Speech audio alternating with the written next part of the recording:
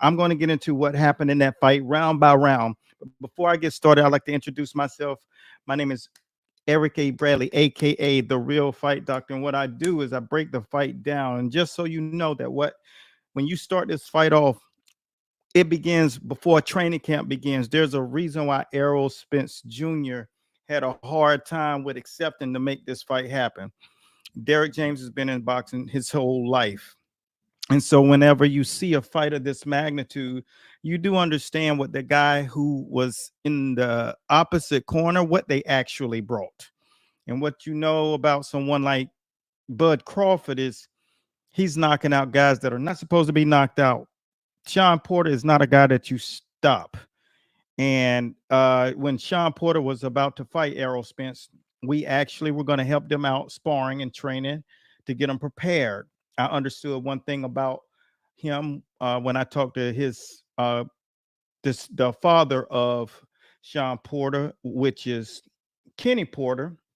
Coach Kenny Porter understood the kind of animal that Errol Spence was, but at the same time, they knew that Bud Crawford was more of an animal, and they even admitted that that was something that they were kind of nervous about doing because they knew that he was actually a savage. And so when this fight started, round one, what you saw immediately was the composure of Bud, and Errol Spence comes out and starts to move his weight on top of Bud, and Bud is just sliding. He's not going back. He's just kind of sliding left, sliding right.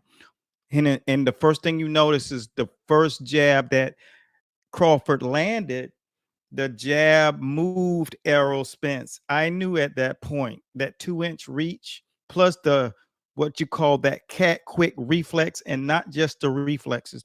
I'm going to break down what it means when a fighter has an instinct. He has the instincts of a wolf. He has the reaction of a mongoose. That means whatever he sees, he's able to act on it, and he can set things up. So the minute that I saw that, and this is where Errol Spence was wanting to throw hard shots to the body, but as soon as he started to throw those shots, he started to eat counters immediately. And you already knew that this is going to be a much, much more different fight than you thought. Round two comes out. And when the fight began, you kind of were like, this is going to be Hagler Hearns. And then second round, just out of nowhere, boom, pop, boop, Bud drops him with a backhand, which is the left for Bud. And then boom, puts him on the canvas. His face smashes. You could just see the impact. And with a jab, and puts him down. Errol Spence's face looked like a tomato soup, like tomato soup with tomatoes all in it. Just looked beet red from like the beginning of the fight, the second, third round.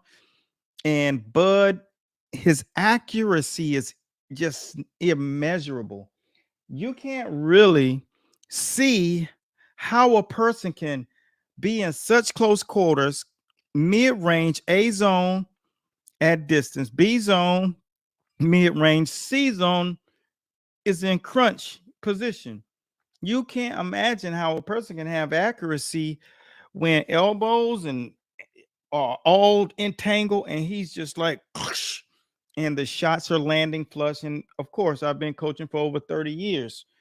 I understand when you're in there a little too deep. Third round, fourth round, it was a lot of the same. Now, Errol Spence was bringing a valiant effort. I do think he realized that this kid is good. This kid is better than I thought, or this kid is what I thought he was, because there's a reason why they didn't sign that contract 2 years ago, because that fight could have been made 2 or 3 years ago, but definitely 2 years ago. And you just pushed that thing off. And I don't think Errol Spence was in any rush to fight. I think the fight with Ryan Garcia and Tank Davis moved the needle. It gave those guys such envy that they wanted that smoke. So I think that was more of the motivating factor. If you're popping in, make sure you check in. and make sure that you let us know exactly where it is you're watching from, because I give a damn about where you from too. Third, fourth, fifth round. Boom. He drops some 3, 4 times.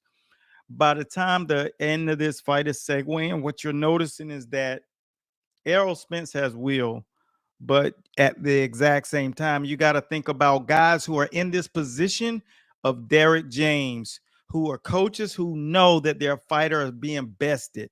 You know, you're not used to seeing him look like he's just totally on Quiz Street.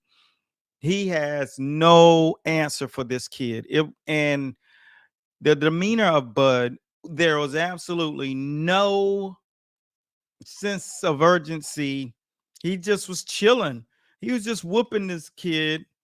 Like when you walk into a gym, I'm explaining when you come into a gym, and especially of a gym of our caliber. When I was coming up, we had 4 world champions, 2 gold medal Olympians currently, and then we had just a stable of guys who were 4, 5, 6, 7 time amateur champions, national champions. Like everywhere you look, it was smoke. And then when we would fight, and especially big time fights, pay-per-view level fights, there would be like wall to wall guys flying in from all over. So the kind of work you get is just not what you're going to be doing on a regular day.